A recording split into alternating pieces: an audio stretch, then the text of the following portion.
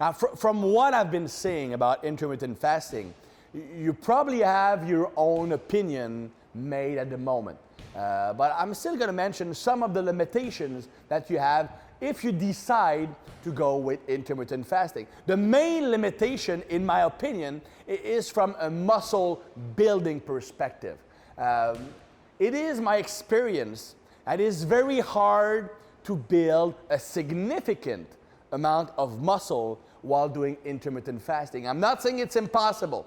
And we've seen people make decent progress physique-wise using intermittent fasting. But for most people, the average person, it's going to be really hard to add a significant amount of muscle using intermittent fasting. It's not just a matter of having the same amount of nutrients over a 24-hour period. There are many hormonal responses from eating. For example, if you are fasted for 16 hours, chances are that you might overproduce cortisol during the day, which will make building muscle a lot harder.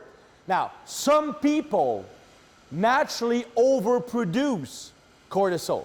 People who are more stressed, more naturally anxious, or people who have a very busy lifestyle, people who have lots of problems to solve, lots of stress in their life. These people will overproduce cortisol.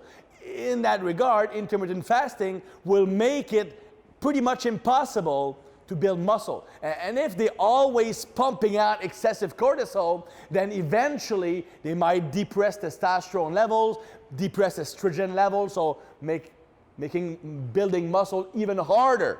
And of course, if cortisol is always elevated, it can contribute to making you insulin resistant over the long run, because cortisol always mobilizes stored glycogen, which always elevate blood sugar level, which increases baseline insulin levels, which in turn make you more insulin resistant. That's a very long-term process, but it is quite possible.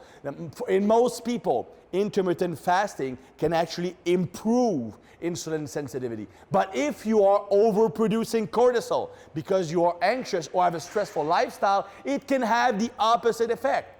So if you are someone who is more anxious, if you are someone who naturally has a hard time building muscle, if you have a stressful lifestyle, then the limitation of intermittent fasting will be that it's going to be really hard to build muscle. Now, for people like me who have a bad relationship with food, people who, once you start to eat crap, they can't stop. That's my case. I mean, I once gained 26 pounds in 6 hours. I once, at 2 a.m. in the morning, I went to the convenience store and bought for $70 worth of candy and pastries. I was eating them in my bed and crying. Then after 15 minutes, I put them all in a bag, put them in a trash can outside the house, only to go back out 15 minutes later to eat the rest of the bag. So me, I have a bad personal relationship with food. If I open the floodgates, then I will eat all the crap in the world. So for me, the limitation of intermittent fasting is that it only takes one day where I can't control the hunger to completely ruin my eating pattern for days or even weeks. Because I will get the taste of that crap and I won't be able to stop for a few months. And that happened to me last time I did it. I got in great shape, then I spent the next 4 months basically eating donuts and pastries every single day because I got a taste for it. Not everybody's like me, but many people are. People who have an addictive personality should stay away from intermittent fasting because it's walking a very fine line. And you might fall in the ravine of eating crap. If you have a hard time building muscle because you are always anxious, it might not be the best solution because it's going to be really hard to build muscle. It might depress testosterone level and make you insulin resistant over the long run. So when you are considering intermittent fasting, do not be seduced by the idea or the concept, or it looks so cool, everybody's doing it, or I'm going to be able to eat whatever I want. It only works for a certain type of people. People who are great at handling stress.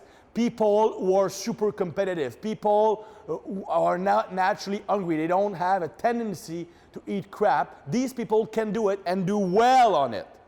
But for most people, it's not a solution that it's worth exploring. It might lead to more problem than good things.